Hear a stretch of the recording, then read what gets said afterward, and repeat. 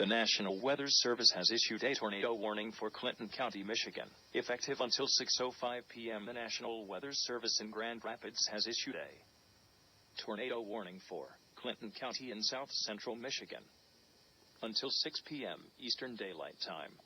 At 5:05 p.m. Eastern Daylight Time, a severe thunderstorm capable of producing a tornado was located near Portland, moving east-northeast at 35 miles per hour.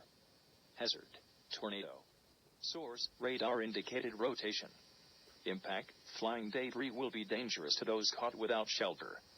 Mobile homes will be damaged or destroyed. Damage to roofs, windows, and vehicles will occur. Tree damage is likely. Locations impacted include St. John's and LC. Precautionary/preparedness actions. Take cover now. Move to a basement or an interior room on the lowest floor of a sturdy building. Avoid windows. If you are outdoors, in a mobile home, or in a vehicle, move to the closest substantial shelter, and protect yourself from flying debris.